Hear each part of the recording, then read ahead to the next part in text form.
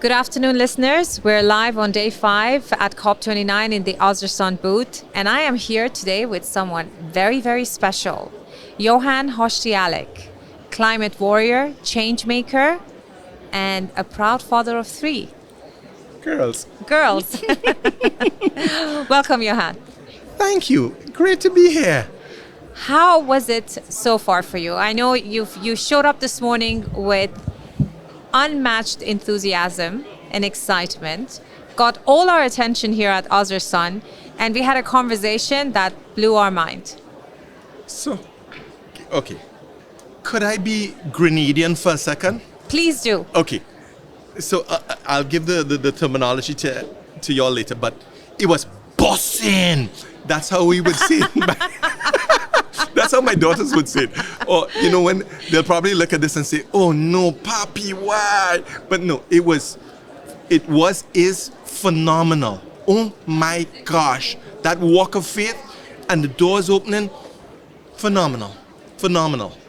I know when we sat down and we had this incredible discussion earlier, we talked about so many anecdotes, we went down memory lane, I think generations and generations. But the main takeaway from our conversation was knowledge sharing, right? Absolutely. Preparing the citizens of tomorrow.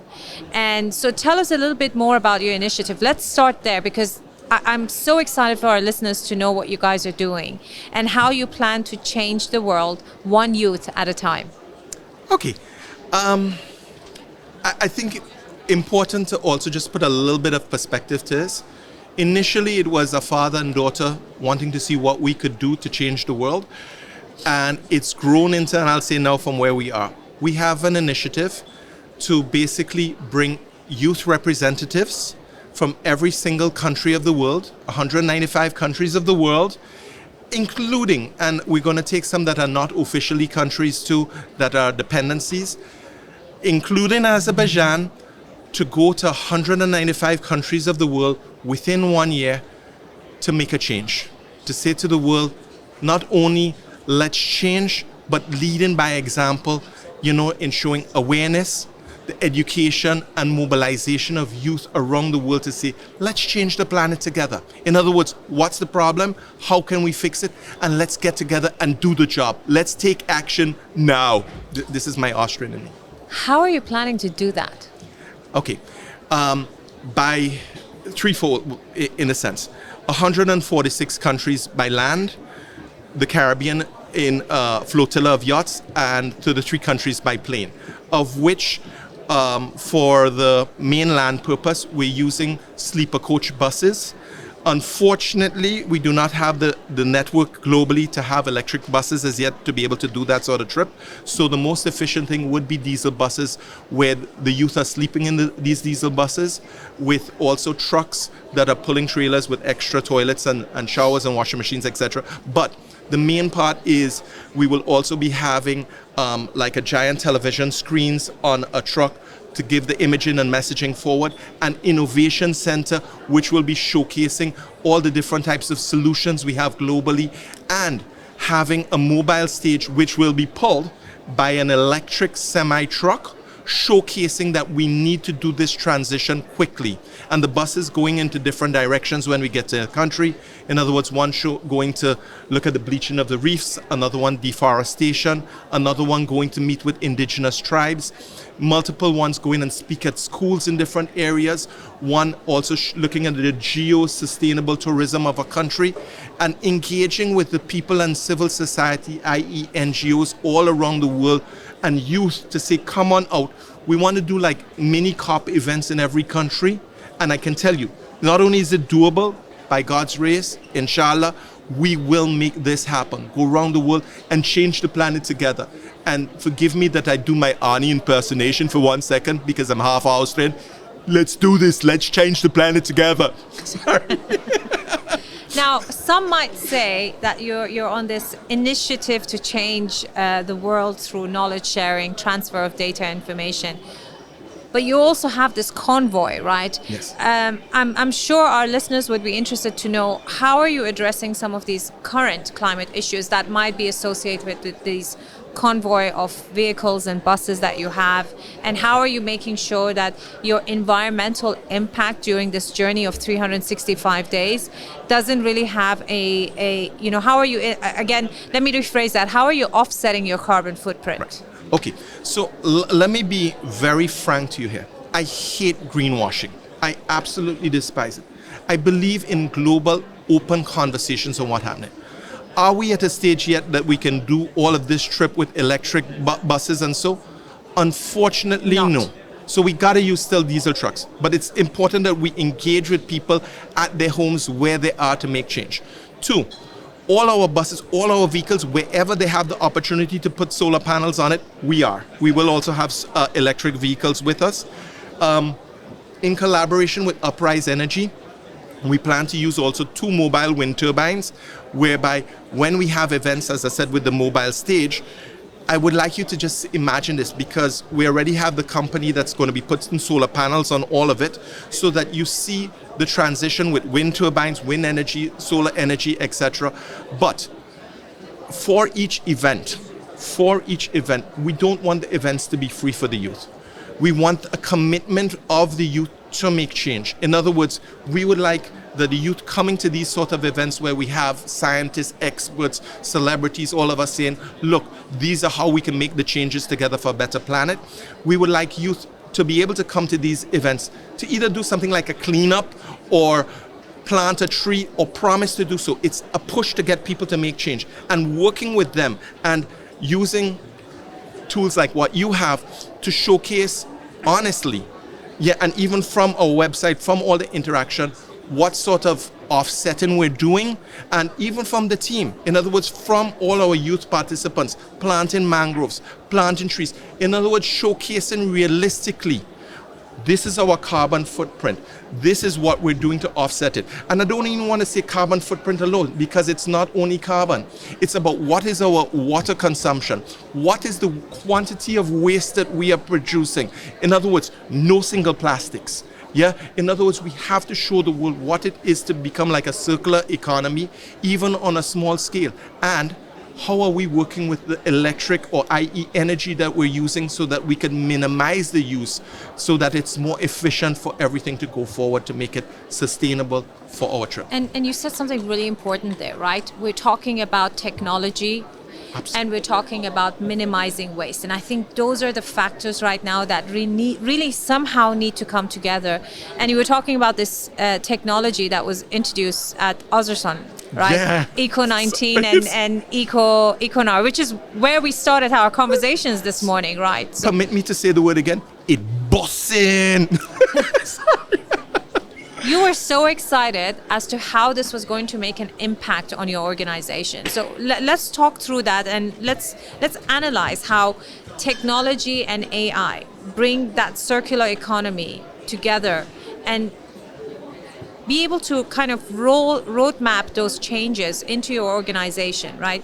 You're doing something that's essentially not an enterprise system sitting in the office, looking at your productivity, measuring your operations, your staff. You're actually doing something that's going to put you on the road for 365 days. And so you think these tools, these enterprise softwares and platforms are going to be able to assist you in somehow? Absolutely. Absolutely. Twofold.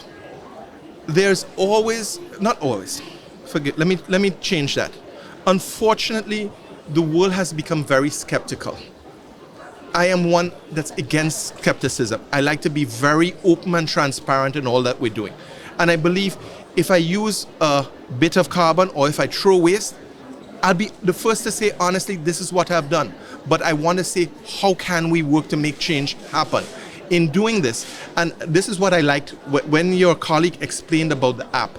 In other words, it said, look, if we want to throw away our garbage, and permit me to say this, I would like the world to stop looking at plastics as garbage, but as a raw material. In other words, if we start to categorize garbage differently, and we are already collaborating with organizations, whether locally in Grenada or internationally, that are showing about, and let me just finish this through here to say about composting, the effects of composting and what you can use it for to make biogas, that you could have a sustainable sort of energy.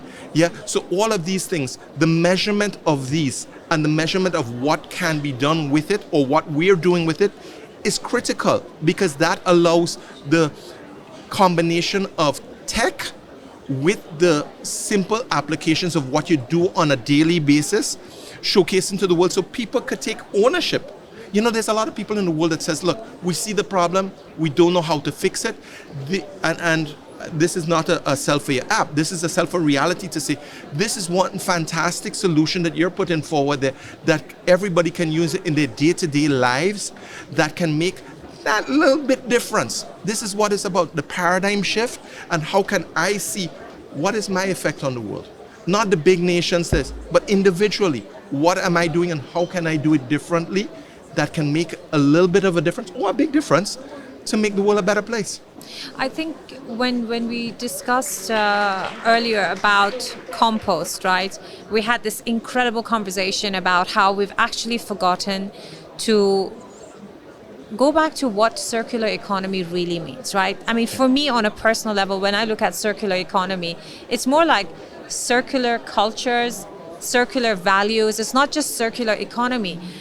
I grew up in an environment, in a household that didn't waste anything. I mean, every part of whatever we bought, whatever we used, whether it was animal produce or vegetable-based produce or whatever it was, there was always a purpose for everything, right? Don't throw anything away. Upcycle, recycle. I mean, essentially, our forefathers and our grandparents and our parents were doing this 20, 30, 40, 50 years ago, and it's become this subject now in some ways it's taboo, but on the other hand we look at it as an unapproachable topic.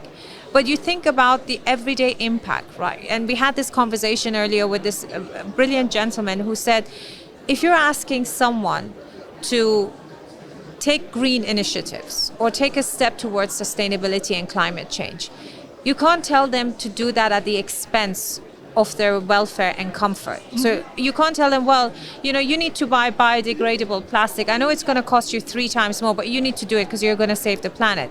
You have to incentivize these individuals. You have to incentivize family businesses, SMEs, entrepreneurs to be able to make that change and transition into a circular economy. Yeah. Could I add a quick point to that?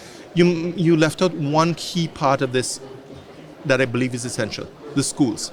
And let me just give you an initiative we are working on, and I've been collaborating well with the solid waste department in Grenada on a small scale, but it's both the composting and the plastics renewable. In other words, one of the intentions is to take the plastic bottles from what they're doing there to basically show them that it has a value, to basically upcycle it back into threads so that they could use it in 3D printing. So the children start, and these are the important ones, next generation is the one we have to work with, start to get the understanding of, wow, it could actually be reused again from a plastics perspective. But talking their language, 3D printing. Exactly. You're not saying, oh, you're going to make fishing nets out of this now. You're saying you're going to use it for something that you understand today. Yeah, and now we're now back to communities, and here's an initiative that they're looking to roll out for biogas, that people start to get their composting to bring to a collector for a biodigester, so that the gas that comes out of it on a community level, they can then get the gas tanks afterwards to use to cook. And this is the sort of thing that not only in the cities, but in rural life, people start to understand what was there before, that it is not just waste, it is about bringing it back into use that we can have. And how is it relevant to their everyday lives? Exactly. And I think that's the part that we're missing out, right? We're having all these conversations about finance, trade, carbon this, finance that, footprint, ecology, environment. But when you bring it down to the level of the everyday person, what language are we using to speak to them? Do they understand where we're coming from in terms of how is it impacting their life? We're telling everyone, okay, recycle, divide your glass, cans, plastic and paper, and then that's where it stops, right? Mm-hmm. I've done my bit for the planet. I've separated my garbage into these categories and off they go. I have no idea what's done with them. I have no idea what's going to happen after that. But I felt that was my contribution, and I believe we should change that conversation. We should get them involved, more involved. Well, let me give you a pilot project. And Grenada is a small island. We're the 11th smallest country in the world, 344 square kilometers. In other words, we're really small, right? Our garbage dump is almost to capacity. One of the initiatives we're pushing for now is that part of children's school trips, in other words, field trips, is to go to the garbage dump, to the landfill. So they start to get an understanding of where our garbage is ending up, what's happening with it, the problems of methane leaching, the whole works, what it's doing to the atmosphere, what it's doing to the environment, and how can we change it? You know, so I'm saying it's, yes, in big cities you may not have that opportunity, but it is those types of conversations that need to be had. So as you've rightfully said, so people just stop thinking that, okay, if I've put my can in the bin, woohoo, I've saved the planet. No, it has to be a little bit more than that. It has to be looking at the holistic view of what's happening with it. What is my role as a human being in society on this planet, and how can I make a real effort to make a change that's going to do betterment for humanity as a whole. Let's circle back to the point you just made. I've categorized my garbage, I've done my recycling, I'm done. And I want to bring that to what's happening today with the influencer world, right? You have all these influencers out there talking about being vegan, talking about using biodegradable materials. They don't use plastic, they use glass Tupperwares, they're using organic cotton for their clothes, their kids have got biodegradable materials all around them, yet they shop fast fashion. Yeah. Where does that fast fashion land? And, well, you know, we discussed this earlier, and I'm going to give you a cool one. Well, actually, it's not cool, but what we plan to do is cool. Look, the challenge we have in the global south is many times, and I'm not trying to cast blame. Please, don't take this as we're trying to cast blame, because it comes back to us also. Yeah, we all do it. And that's why I'm saying I don't want to be hypocritical. But look at the Atacama Desert. This is in Chile.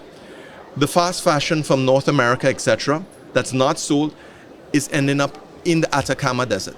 You could look at it on Google Maps. It's actually massive mountains of clothing that has not sold. That is that's so thrown upsetting. away. And when you consider that 10% of our global carbon emissions comes from fashion, comes from the clothing industry. I'm not trying to point fingers or anything. I'm just saying humanity has to do different. And one of the things we plan to do is when we're in Chile, we would like to do a big fashion show, or trash on show as we say it, working with actually from the Caribbean some cool different types of sustainability trends that they have to showcase, look at what we're doing wrong, look at how we can change it, look at how we can start to see ourselves different in the type of clothing we're wearing, or how long we wear the clothing for, and what effect is it having on the planet. It's the same thing you have with plastics, etc. But it's a huge thing, and we have to individually look, and it's great that they're doing. But that's the repurposing we were talking about earlier, right? In our parents, grandparents and forefathers' generation, they would have something for a lifetime. Or eventually you had hand-me-downs, which I thought was really cool. You know, there was nothing wrong. They were not fashionable, mind you. I wouldn't want to go back to that phase. But there was nothing wrong with that. And you always had that one staple item that got passed around with the family. All the kids got to wear it, use it, touch it. We had one bicycle, for example, for the whole family, right? And it got passed down to everybody. Nowadays, it's like, oh, this bicycle is not cool enough anymore. Let's dump it and get another one. Let's get this and then dump it and get another one. And that's the problem, right? I mean, a circular economy for me is not just addressing recycling aspects. It's not just addressing climate change issues. It's the circular economy for me is understanding every single step that we take in our waking hours and how that translates into our footprints, how that translates into environmental impact. And what can we do as sustainable citizens to change those habits? Yes. It's education, transfer sharing, transfer knowledge, and looking at, I bought a pair of shoes and I've got a shoe box. There was nothing wrong with using your shoe box as memory box. Now nobody wants to do that. It's not cool enough. What if we start creating these communities that start thinking about repurposing, about reusing, upcycling? Yeah, well, let me give you an embarrassing example here, right? I have a big belly. My daughters are going to say, Papi, why? don't worry, I'm going to be Santa Claus in 2 weeks' time, and that's why I do. But the fantastic food here in Azerbaijan sort of made me put on a few more pounds. And I bent down 2 days ago, and I heard a noise. Now, I could be a type of person that says, okay, let me throw away my pants. But I sewed it. I repaired my pants, and it's usable again. And this is the point about it. It's about not necessarily just taking what you have and say, just because it has a little flaw in it now, we throw it away. Look at food. The amount of food we throw away globally. Goodness, simply because it has a blemish or it isn't so great. No. Listen, I cut out the piece, and that's what my parents taught me. You don't waste food, Johann. My father grew up after the war. I mean, as my father's Austrian. And they were starving. They were starving. And he taught me as a parent, you do not waste food. So if I have food and I don't eat it, yeah, that comes as leftovers. Trust me, we make new meals out of it. And that's what I taught my children. And that's sometimes the disconnection we have, as you say, with knowledge sharing, of my generation forgetting to pass on the knowledge to the next generation. And I'm saying this is part of what this trip is all about. It's people of my generation working with the next generation to say, we need to reinstate the passing of knowledge. And to your audience out there, I'm pretty sure that half of them have kids. As a parent, we have a moral responsibility to educate our children so that they live lives that have a better, more sustainable planet. And I implore all of them to say, join us in the bigger field of saying, look, let's pass on this type of knowledge to bring back the old culture of recycling, reuse, repurpose, all of these things. And zero waste, and right? Zero I think waste. That's the problem. I think there's also misconception about what zero waste is supposed to mean. For me, zero waste growing up meant, for example, if you bought a vegetable and you didn't use every part of it, the rest of it ended up in compost. You didn't throw anything away. Mm-hmm. You know, you would open cans of food, that can got cleaned up and either used as a pencil holder or you would use it to make lanterns at home. But there was always a purpose behind everything. We didn't throw away anything that was not necessary for it. You know, there was a very fine line as to what was considered garbage back then and what was meant for repurposing and reusing. Thank you. And I think that line is blurred today. I believe that that's the clarity that we need to have. And you said, as parents, we have moral obligation to the citizens of future to educate them and make them understand that this is not something that is only going to be fixed in this generation. Correct. We're talking about generational movements, right? Absolutely. Something that started today or 10 years ago, 20 years ago, will continue past well beyond our lifetime, well beyond those generations. And if that mindset exists, if that resilience exists, then I don't have anything to worry about. I mean, as a parent, you would agree that if we know that our kids feel towards the planet like the way we do, we have a moral obligation to protect this. We're sure that they will influence their generations to come. And that's where I believe good parenting comes from. It's not only instilling values and principles that are important in your everyday living, but those values and principles go beyond the household, beyond the office, Absolutely. beyond social circle. It's beyond everything. It's impacting the planet. Animal life, wildlife, welfare, all of these things coming together in a circular economy. Absolutely. Let me add two little things to there here. BBC did a survey about 4 years ago, and they said that they did it for 10,000 youth around the world between the ages of 18 and 24. And they were asking about their thoughts of the future. 56% of them thought the future was hopeless. I think the first thing that's needed is to give youth the sense of hope. I speak to my daughters. They won't like me saying this again. But all three of them were saying they don't really want to have kids, Papi, because they're afraid of what type of future that the children are going to be facing. And as a parent, you would hate to think that it stops with you. Yeah. You know? And that I don't want. This is what gives me the drive. This is what gives me the passion to say, we got to stop it. We got to change it around. And I implore parents around the world to say, guys, let's wake up and smell the coffee. You know? Together we still can change the planet. And we still can instill these types of... Listen, I tell my kids two things. You know? I say, don't forget to pray, and I love you.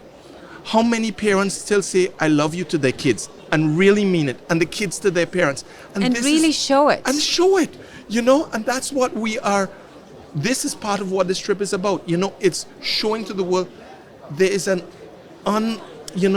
it's just a love that you have that's irrespective of everything, wanting a betterment for your children. Every parent has it for the kids, but sometimes we're afraid in this modern society to show it. I say let's show it together by instilling the right values, by working together and say, let's make the world a better place. So you love your kids, you love your family, you love your neighbors, you love your planet, right? If that's the mindset, then that moral obligation is deeply rooted into every single individual. Then we don't have anything to worry about as far as the future is concerned. Correct. Because we know they have the values. Now we've got to give them the tools, we've got to give them the technology, we're going to show them the map, give them the map and say, off you go.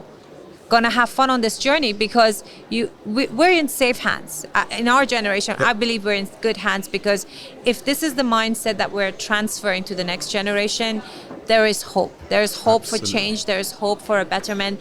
And this beautiful place that we call Earth has this incredible ability to self-heal, to self-restore. Correct. So in some cases, it's a bit drastic. Some might say it's a bit too late.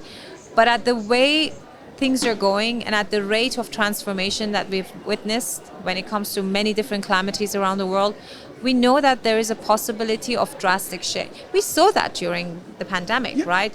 When you had deers walking down the highway, which was the most incredible thing to see. So nature wants to work with us. We just have to work with nature. Thank you. And I'm going to leave it at that. Thank you. That is absolutely true. Thank you so much, Johann. Such a pleasure once again. And I wish you all the best at COP29. Thank you very much.